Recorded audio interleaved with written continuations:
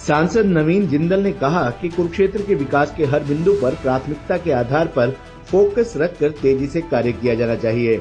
इसके लिए अधिकारियों और कर्मचारियों को अपनी नीयत और नीति को पारदर्शी प्रणाली के हिसाब से ठीक रखना होगा। ये जिला मुख्यमंत्री नायब सिंह सैनी का गृह क्षेत्र है, इसलिए इस जिले में सरकार की योजनाओं को समाज के अंतिम व्यक्ति तक पहुंचाने के लिए रत्ती भर भी लापरवाही नहीं बरतनी चाहिए, अपितु अपने नैतिक दायित्व व कर्तव्य समझकर कार्य करना चाहिए।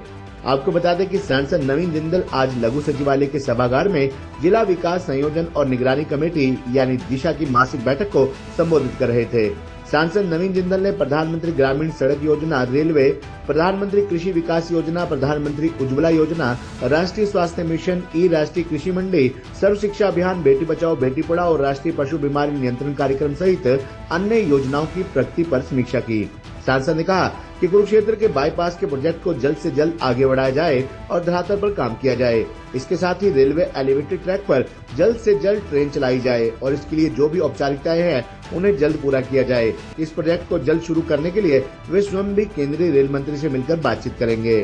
सांसद नवीन जिंदल ने स्वयं पावर प्रेजेंटेशन के जरिए गांव व शहरों की कुछ सड़कों की कुछ तस्वीर अधिकारियों के समक्ष रखते हुए कहा कि इन सड़कों का निर्माण कार्य जल्द से जल्द शुरू किया जाना चाहिए। इसके साथ ही सड़कों और अन्य निर्माण कार्यों की सामग्री की गुणवत्ता पर भी विशेष फोकस रखना चाहिए। अगर एजेंसी लापरवाही बरतती है तो उसे ब्लैक लिस्ट किया जाना चाहिए।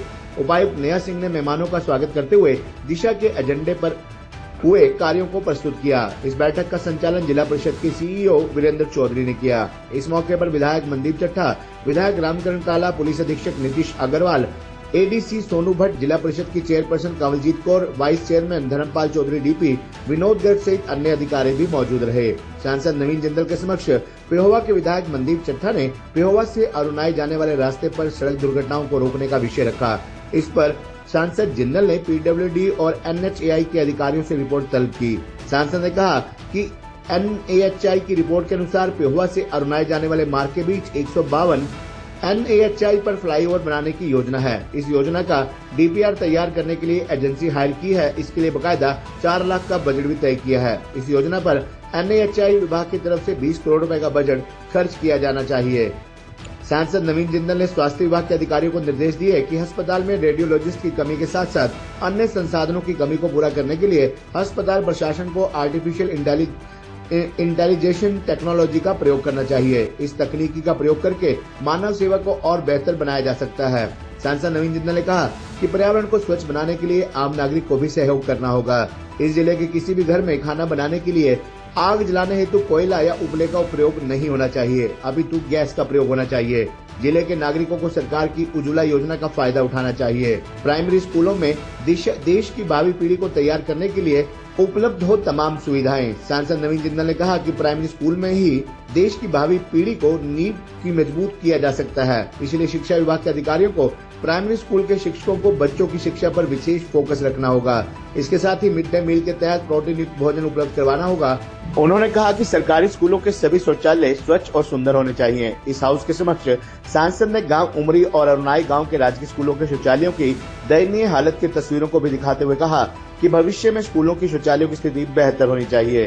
सांसद नवीन जिंदल ने महिला एवं बाल विकास विभाग की जिला कार्यक्रम अधिकारी बलजीत कौर द्वारा प्रस्तुत की गई रिपोर्ट के आधार पर कहा कि इस रिपोर्ट के अनुसार 276 विद्यार्थियों का स्वास्थ्य ठीक नहीं है। इन विद्यार्थियों को अच्छी गुणवत्ता का खाना और प्रोटीन भी नहीं मिल पा रहा।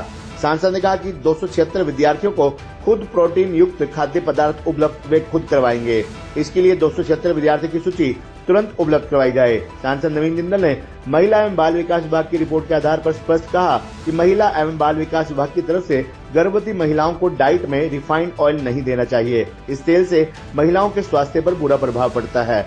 इतना ही नहीं, किसी भी व्यक्ति को रिफाइंड ऑयल का प्रयोग नहीं करना चाहिए क्योंकि यह तेल स्वास्थ्य के लिए ठीक नहीं है।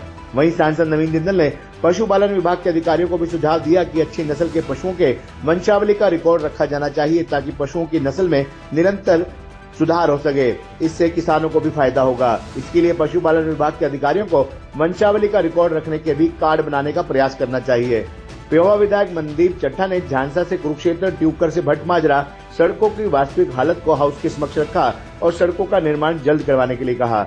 सांसद नवीन जिंदल ने इस विषय पर संज्ञान लेते हुए अधिकारियों से रिपोर्ट तलब की और कहा कि जल्द से जल्द सड़कों का निर्माण शुरू किया जाए। वहीं सांसद नवीन जिंदल ने कहा कि थानेसर शहर के सभी सीसीटीवी कैमरों को ठीक किया जाए या नया लगवाया जाए। इसके लिए एमपी लैंड से भी बजट उपलब्ध करवा दिया जाएगा। इन सीसीटीवी कैमरों से आपराधिक और ट्रैफिक गतिविधियों पर सहजता से नजर रखी जा सकती है।